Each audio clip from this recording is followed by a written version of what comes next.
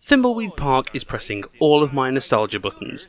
Right from the start, it's clear that this game is determined to make me feel as couched in 80s LucasArts classicism as it possibly can.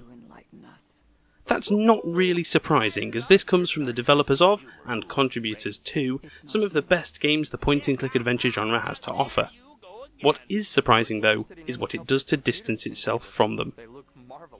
Firstly, let's talk about what Thimbleweed Park is. It's a point-and-click adventure game from Ron Gilbert and Gary Winnick, the masterminds behind Maniac Mansion and the Monkey Island series, to name but a few, set in the late 80s, whenever else, and it tells the story of the town of Thimbleweed Park, where a grisly murder is the least of the inhabitants' worries.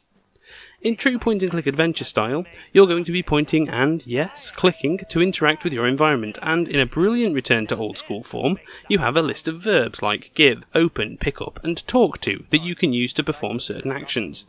This verb list was dropped in favour of context menus, or in the case of 3D adventure games like Grim Fandango, no visible menu at all, around the mid to late 90s, but its reintroduction here serves to act as yet another layer to the puzzle solving.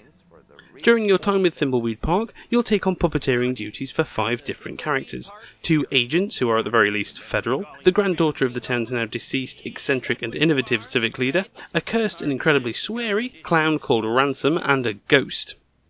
The characters open up as you progress, though Ransom is introduced in a brilliant playable flashback scene pretty early on, and each has their own personality, their own way of doing things, and their own often mysterious agendas.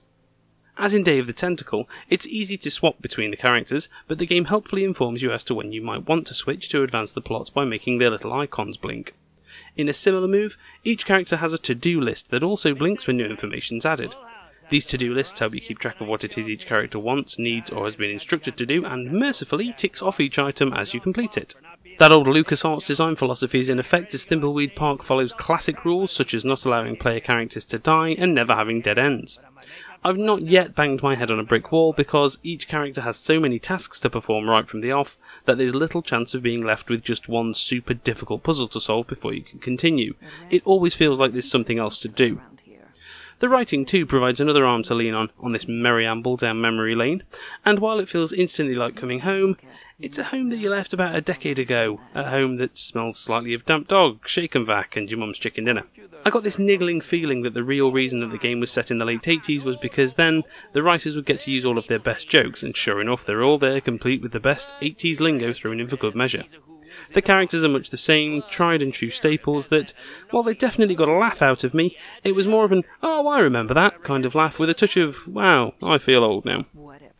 One of the best things about the characters and dialogue, though, is that they're all fully voice acted, and there are some great examples in only the first few hours of the game. It's a common thing to find hints nesting in the dialogue trees of these kind of games, so it's a good thing, they're often funny, and always a pleasure to listen to, even the 3rd or 4th time around.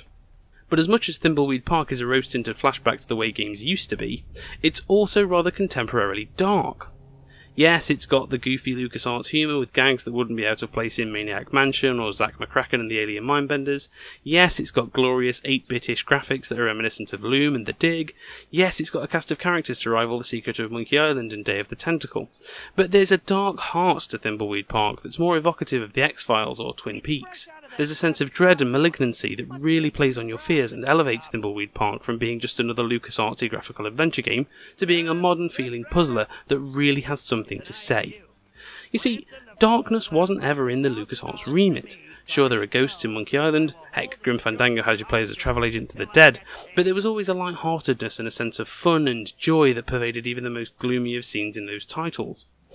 Thimbleweed Park has humour and fun in spite of the darkness, but what it really does is make that darkness sink even deeper, until it pervades the game almost entirely and turns it from something fun and nostalgic into something truly interesting, a really meaty mystery that gets the hairs rising on the back of your neck and your inner Mulder and or Scully eager to head into the darkened alley to see exactly what kind of monsters are lurking there. My early feelings towards Thimbleweed Park are incredibly positive. Sure, I've had a bit of a gripe about the dialogue, though if I'm honest I've always been more of a fan of Tim Schafer's writing than Ron and Gary's, and I'm only a couple of hours in, but I've played through a few fun puzzles, listened to some witty dialogue, and inhabited a gorgeously realised, perfectly pixelated town, and I cannot wait to get back to it.